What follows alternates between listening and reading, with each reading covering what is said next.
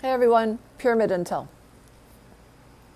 Okay, in my last video, I was talking about the possibility that we were all operating within a military psychological operation to move everyone from point A to point B as quickly as possible.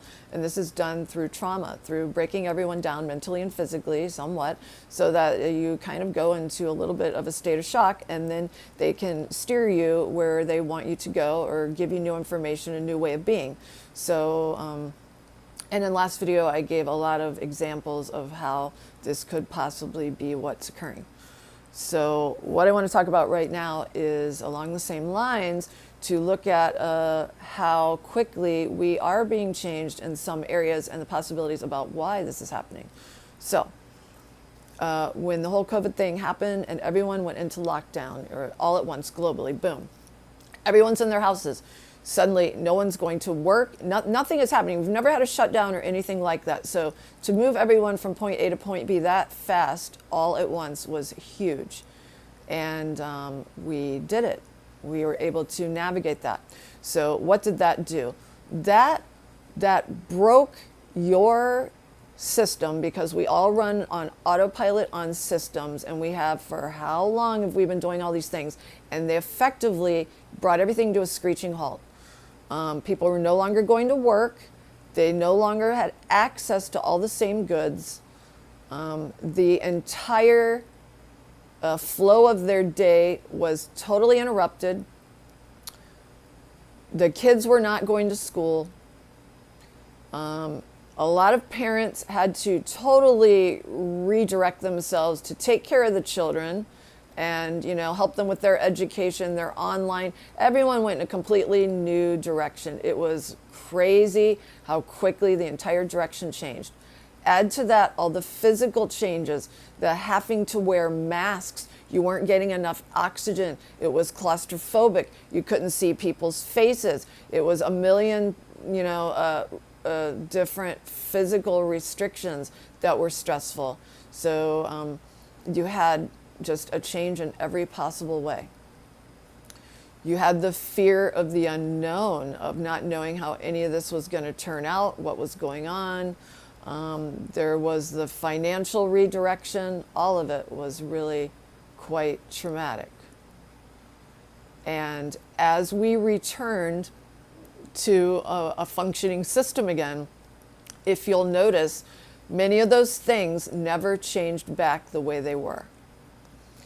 Many people decided to continue with homeschooling once they saw the possibilities of that for their child. Many different reasons why they'd want to do it, but that became something.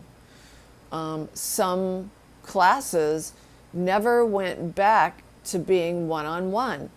A lot of the schools and universities and everything are encouraging online classes. They're still springing that on some of the students as they wrap up their semesters going into summer. They were thinking they were doing one thing, and they just got a letter from the state saying that they were going to be doing it another way, that it was going to be online. And these kids were just shocked that they got like a 2-week notice.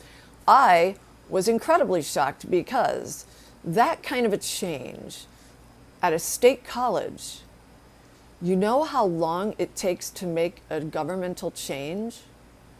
And this was done with a 2-week notice without asking anyone or notifying anyone.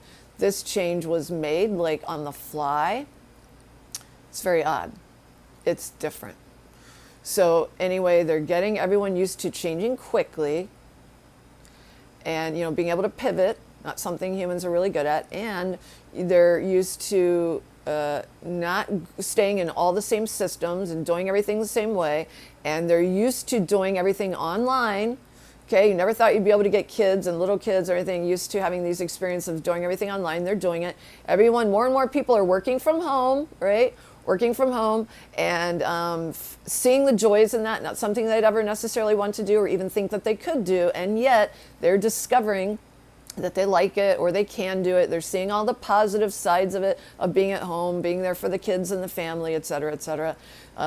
Saving money on gas. Now that gas prices have gone so high, people are feeling better and better about their decision to stay at home, or many that were on the fence are now going to stay at home. So people are getting more and more isolated within their homes, learning to function there, not needing to go out face to face on all the things that they do. They're seeing that they're saving time and money and the efficiency of it, so they can make this change painlessly, you know, since they were forced into it, to see, you know, to start to choose that more, or not be as traumatized when it's forced upon them. And with travel and everything being what people perceive as dangerous and expensive, and, you know, people have had financial setbacks and they've had to reroute and reorganize and recalibrate everything, it sort of redirects their priorities and the way that they go about considering everything, a whole new way of being. So effectively, within a very short period of time, they flipped everybody upside down and gave them new perspectives and new ways of doing things. And, you know, now everyone desires to sit at home and do things virtually, everything Zoom and meetings and this and that. And so they just prepared everyone for what it would be like to live in a place with limited space, limited continuity in your old way of doing things, where you have to pivot and make do whenever necessary as it comes along, to see what it's like to suddenly have to distance yourselves from everything that's familiar, from your friends, family, and loved ones, from having limited supplies, you know, and new healthcare procedures, and even, dare I say, how to survive in a different atmosphere, psychologically and physically, having less oxygen. If that does not spell out a preparation for space travel or living within a different environment with a different atmosphere, I don't know what does. What do you think? So I'm just pointing that out as a possibility.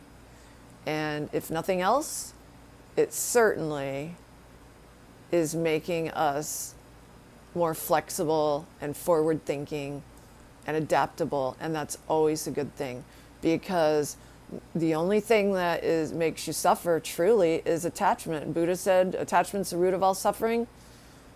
To be Zen and truly enlightened is to have no attachment at all, to stay in flow at all times, and then yes, nothing can hurt you.